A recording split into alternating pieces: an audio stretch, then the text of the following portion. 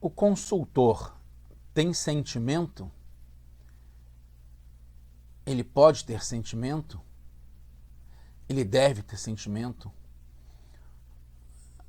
O consultor é muito comum hoje em dia, é uma das profissões mais difundidas hoje em dia.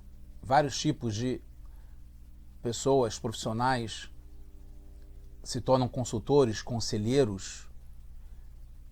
É uma coisa boa, com certeza, mas tem que entender melhor quais são as armadilhas, quais são os pontos de atenção que deve ter ao ser um consultor. E a gente é consultor sempre, não só profissionalmente, mas também nas relações, na família, em casa, com os amigos. O que a gente vai falar aqui é muito básico, muito fundamental. Tem que ter sabedoria para escolher. Tem que ter discernimento para não cair em armadilhas. Saber que nem todo conselho vem do lugar certo. Tem que escolher com inteligência. Está ligado com racionalidade também. E acima da racionalidade, cumprindo a missão. Outra coisa importante é que é possível que o consultor esconda o jogo. Faz parte do trabalho. Eu trabalhei como consultor. De certo modo, ainda trabalho como consultor também. E contratei consultores também. E é a outra questão, que o conselheiro tem sempre uma segunda agenda? Pode ser que sim. E o conselheiro precisa justificar, precisa valorizar o seu trabalho. A questão é, a gente vai ver como evitar entrar em armadilhas. A gente está em Parashat Shelach, é o projeto do Likkutei Sihot. A gente está no volume 33, Discursos Racídicos do Rebbe de Lubavitch. Essa é a primeira Sihá, Shelach. E, antes de continuar, dar o bom dia, boa noite, Shavuot Tov, uma boa semana para todos, Shabbat Shalom, Mashiach Now, redenção completa, verdadeira, definitiva para o mundo inteiro, aqui agora já. Então a pergunta que a gente é muito interessante nessa semana, é sobre o consultor, se ele tem sentimento ou não. Então está baseado nessa Parashat Shelach, que fala sobre os Meraglim, os espiões.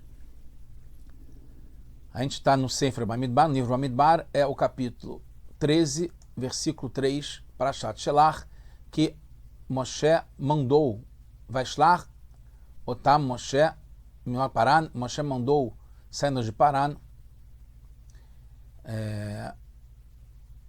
e todos eram Anashim, homens, Rashei Bnei Israel Hema, eram líderes do povo. Urashi fala sobre esse verso, é apontada uma contradição, porque Urashi fala que naquele momento eles eram Kesherim, eles eram corretos, eram justos, eram bons. Quando fala Kulam Anashim, todos eram Anashim. Por que fala que todos eram homens? Não quer dizer que todos eram homens e não mulheres. Falam homens no sentido que eram pessoas íntegras. Então, o Urashi fala que quer dizer uma linguagem de importância e que eles eram corretos, justos, bons. Mas depois, no verso 16, dá a entender que Moshe sentiu que eles eram perversos, eles estavam num caminho errado. Porque quando Moshe fala, na Torá fala, eles Shumat Anashim, esses são os nomes das pessoas que foram para lá, foram latur, que aí daí vem a palavra turismo, né? Foram passear, turistar pela terra de Israel, que na época ainda era Canaan, e Moshe chamou Hosheia Binun, o nome dele era Hosheia, chamou de Yehoshua. E Urashi explica por que chamou de Yoshua, porque Moshe orou por Yoshua, que era chamado de Hosheia, e botou a letra Yud no nome, que falou que Hashem, Yudkei, vai te salvar do conselho, da consultoria dos Meraglim. E aqui Moshe fala Meraglim, espiões. Na Parashá não fala Meraglim, aqui fala espiões. Que vai te salvar. O Yoshua, ganhando o nome de Hashem no teu nome, vai te salvar do mau conselho dos espiões. Como está no Tratado de Sotá, página 34. E isso é confirmado depois no verso 26, que desde a saída eles estavam com esse conselho ruim. Né? Que quando fala, eles foram e voltaram para Moshe e para Aaron, toda a congregação de Israel, no Midbar Pará, né, de onde eles tinham saído, e aí eles voltaram com o que eles falaram, que eles viram lá, inclusive os frutos da terra, etc. E Urashi fala, o que quer dizer que eles foram e voltaram?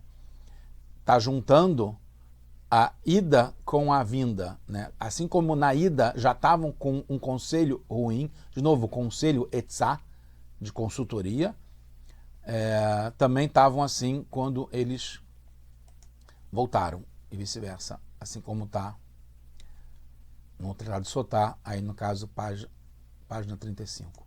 Os comentaristas explicam que só justamente naquela hora eles estavam cachés, estavam corretos, estavam justos.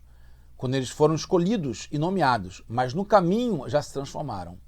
Mas essa resposta não adianta muito, porque como é que faz que Moshe mudou o nome do Yoshua justamente no momento que ele estava apontando, escolhendo quem ia ser os turistas que iam para Israel?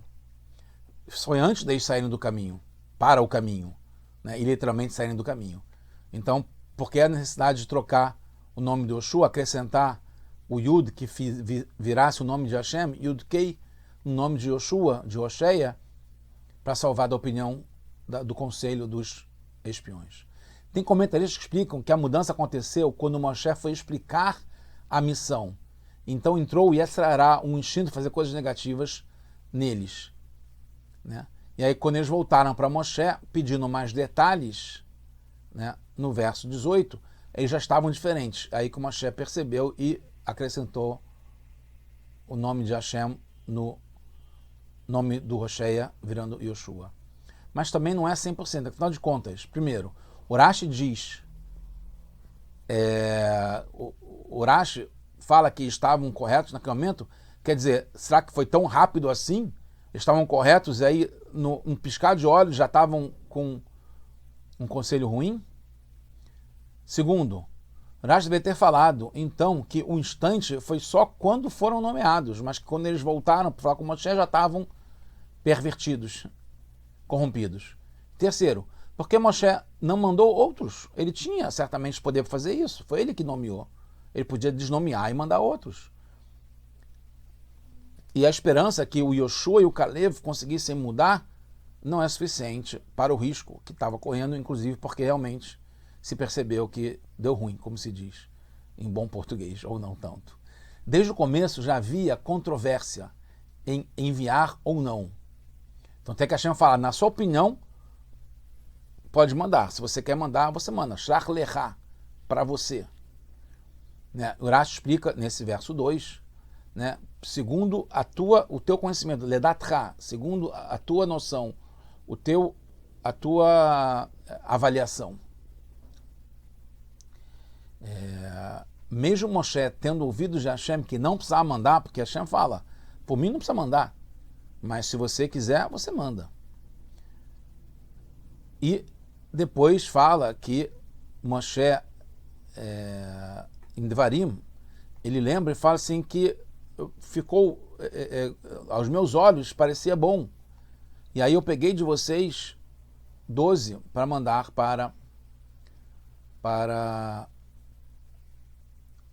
a terra de Israel.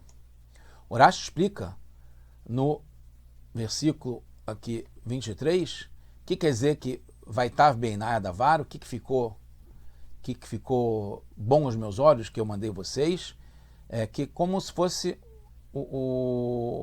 uma pessoa que pede para um amigo para vender o seu jumento, e aí pergunta se empresta o jumento para você poder testar e ver se é bom, né? E aí pergunta, posso testar mesmo nas montanhas, nas colinas? E fala que sim. E aí a pessoa que está vendendo, imagina que quando ele percebe que você não nega dele testar mesmo nas colinas, nas montanhas, o cliente vai ficar certo de que não tem problema, que tem uma garantia, que não tem nenhum tipo de deficiência, nenhum defeito. E aí vai falar, não, pode tomar aqui o dinheiro e me dá, que eu já confiei, que eu senti que dá para confiar. Então, Moshe entendeu que a garantia que ele está dando pode ir quando o povo pediu para conhecer a terra de Israel antes de entrar para conquistar. Se o Moshe falasse sim, pode ir, de acordo com o conhecimento dele, com a avaliação dele, iam desistir, porque não, ele não tem medo de a gente espionar, então quer dizer que vale. Mas ele já tinha percebido a situação deles, né? O Moshe lembra isso em Dvarim, no capítulo 1, que quando eles se aproximaram, vocês todos vieram para pedir para mandar pessoas para ir lá vasculhar e verificar a terra, vocês vieram com irbúvia. A Orá explica que vieram misturados, né? Que as crianças, as crianças empurravam os mais velhos e os mais velhos também empurravam, então estava uma confusão, uma mistura. Então, mesmo assim, vemos que, por qualquer razão que seja, Moshe não desistiu de mandar. Viu essa confusão, essa mistura, um empurrando o outro, percebeu que tinha alguma coisa estranha, mas mandou mesmo assim. Nesse comentário do Rashi é falado sobre o pedido do Bnei Israel, do povo, querendo que mandem uma missão para vasculhar e perceber como é que era a terra para poder conquistar. Se entende por que Moshe aceitou o pedido deles, pensando que quando vissem que ele não temia mandar, que eles fossem investigar, provaria que é boa a terra e voltariam atrás. E mesmo que ele mandou, mesmo assim, depois que ele viu que eles não voltaram atrás, porque, né, a intenção dele é deixar ir, é para que eles não precisassem ir, não quisessem ir. Mas se eles quiseram ir mesmo assim, e Moshe percebeu que tinha alguma coisa estranha, ele poderia desistir. Então dá para explicar porque aí então ele escolheu pessoas que seriam pessoas boas, líderes do povo, para que vissem quanto a terra é boa e trouxessem os frutos da terra de uma forma positiva e não caíssem em conselhos ruins. Então os dois fatos não são contradição. Eles eram, pelo contrário, até confirmam. Como Moshe estava desconfiado e não cair, o povo não aceitou a garantia que ele deu, que podem ir, não precisa ir, podem ir.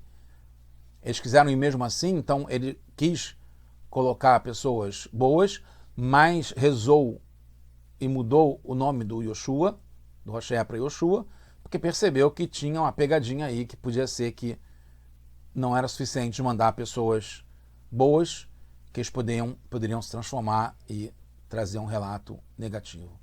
Podemos entender, pela linguagem do Rashi, quando fala do Yoshua e do Kalev, né, sempre sobre se salvar da ideia de Eitzá. Eitzá, como a gente falou, a ideia, consultoria, conselho, né, dos espiões. E não do pecado dos espiões, e não da maledicência sobre a terra de Israel. Né? Então fala, Itpalel alav ka yoshia yoshecha metzat regalim. Ele rezou, Moshe rezou, para que salvasse do conselho, da consultoria dos membros. Então a gente vê que tem uma pegadinha aqui, um problema, uma armadilha na consultoria, em dar a consultoria, em ser um consultor, em ser um conselheiro. Esse que é o problema, aí que mora o problema. Depois com o Kalev, que o Kalev ele foi para o Ohel, foi para Kever Tzadikim, foi para Marada Marpelá, porque ele não queria estar junto do conselho, Atzatam, do conselho dos Meraglim. E enquanto que em outros lugares o Rashi explica qual a relação da Parashá de Meraglim com a Parashá de Miriam, porque eles fizeram Lashon Hará, fizeram maledicência, falaram ruim, falaram mal, dibá da terra de Israel. Né?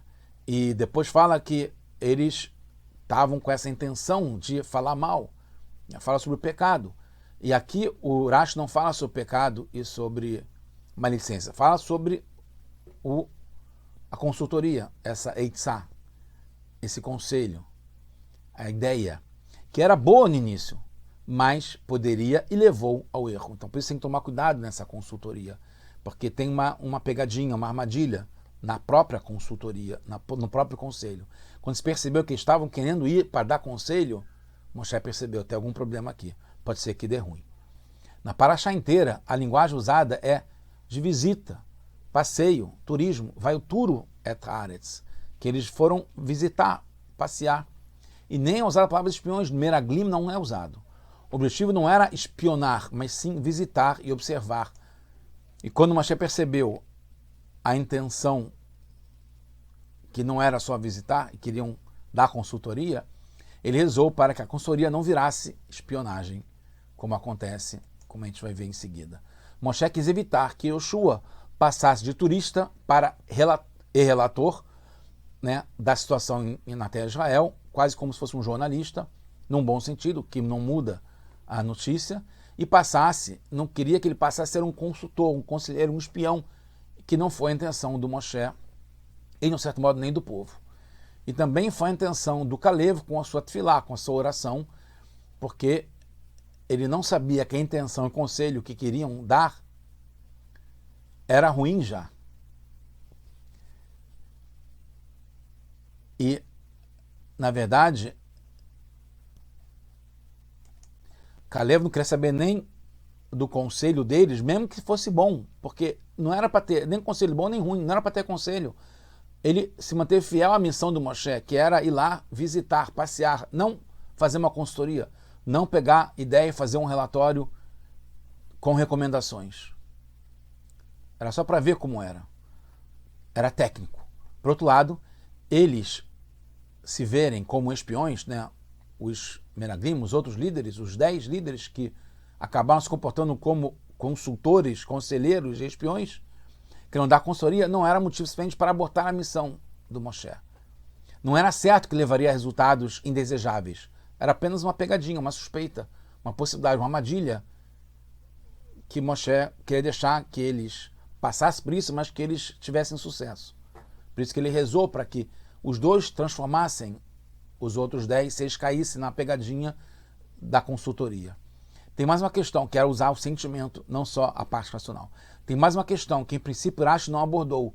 Como pode acontecer que pessoas escolhidas por Moshe Rabbeinu, líderes das tribos, os mais preparados para cumprir a missão, tenham bandeado de um extremo ao outro, pecando e fazendo pecar, até o ponto de se voltar contra Hashem, como está escrito, que eles falaram que o povo que está lá em Canaan é mais forte que ele, né? Não que ele, que nós, mas que ele, mais forte que Hashem. Como é que pode?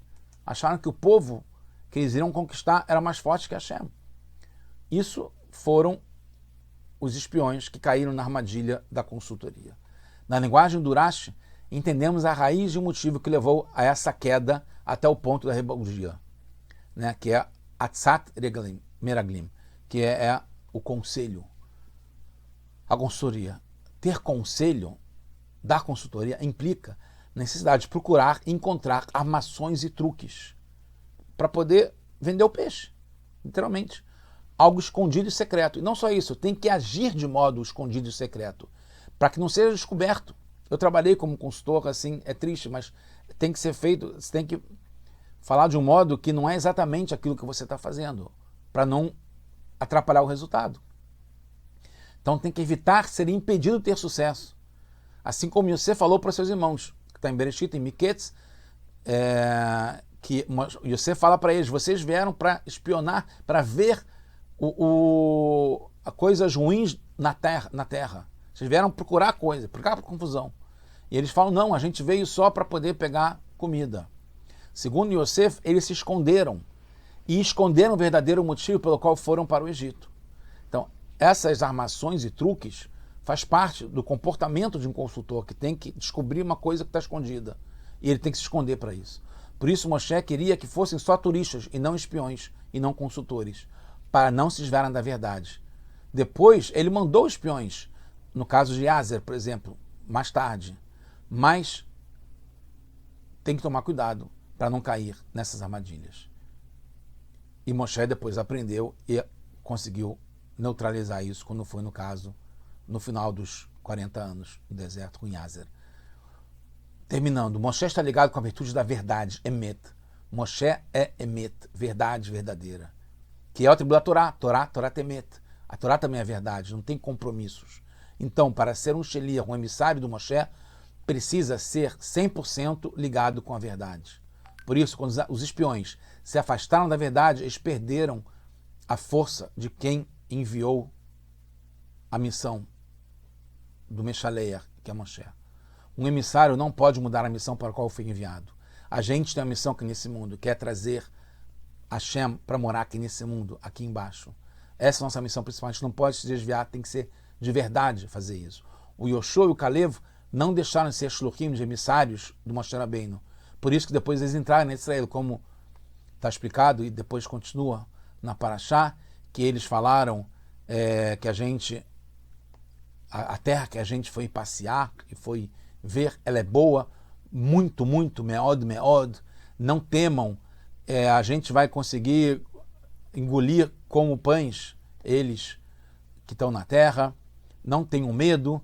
E o Yoshua e o Kalev depois fala que eles foram aqueles que foram passear na terra, e Urá explica que eles entraram na terra e eles pegaram parte da terra que eram destinadas aos Meraglim, que perderam porque eles se distanciaram de Moshe.